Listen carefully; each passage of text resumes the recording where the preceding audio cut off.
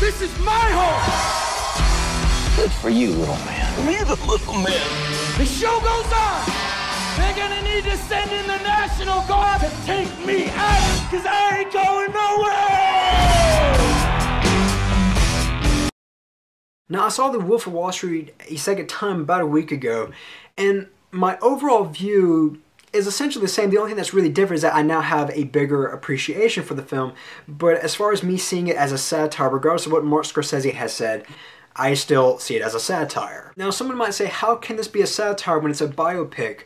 Well, I don't think anyone can deny, when you look at the film and not see that these characters have been exaggerated. I mean, let's face it, these characters, they're pretty much all caricatures. You know, these characters, they're very loud, they're very expressive, they're funny, and they pretty much represent everything that's wrong with this world. And essentially, that is what a satire is. I mean, hell, even Leonardo DiCaprio said it was a satire. He compared it to something like Dr. Strangelove.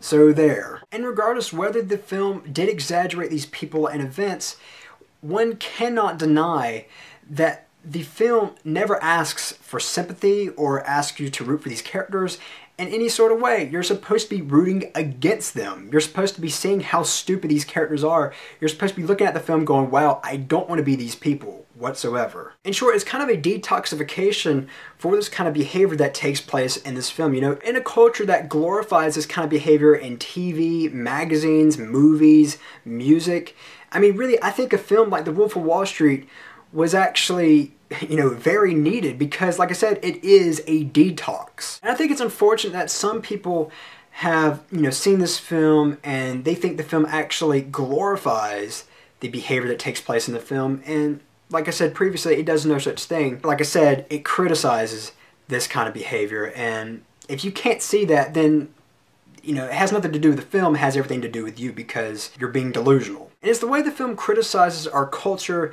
and the ways of the stock market is why I fell in love with The Wolf of Wall Street in the first place. But after seeing it a second time, my love for this film has grown significantly. And not only that, but the problems I had with it previously, you know, with it being too long and the tone being a little shifty, after seeing it a second time, those problems, they were completely gone. In fact, you know, the 3 hours actually passed by. It felt like only 2 hours. And when the film's tone would shift from being a comedy to a drama, I actually found these shifts to be very welcoming and actually, you know, more seamless than I originally did. And that might have something to do with the fact that when I was seeing it the second time, I saw it more as sort of a dramedy than just a kind of black comedy.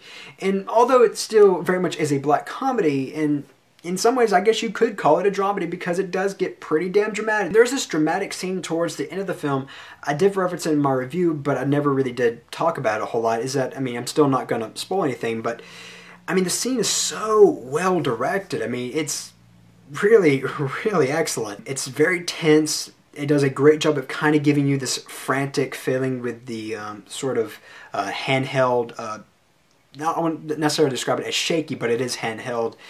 And yeah, I mean, it's just really, really well done with some, you know, fantastic acting by both sides.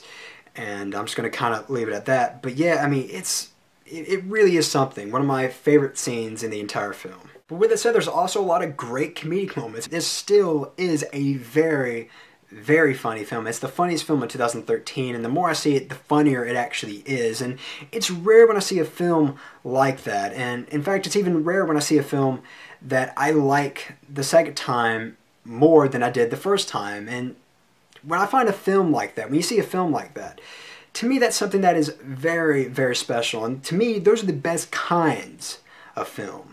Now, one thing I want to say before I go, and I really, really hope I'm not forgetting anything, because, you know, pretty much every single video that I've ever made, I always forget something, and this will undoubtedly be no exception, because let's face it, I'm not exactly the best when it comes to articulating what I want to say to a camera, because I'm just not. Now, I do a little better when I have a script, but when it just comes to talking to just a camera with no feedback whatsoever, it can be a bit on the tough side. But the thing I wanted to say is that, you know, if I were to go back and redo my review, and you know, I try not to put too much emphasis when it comes to the rating because it's all about the context.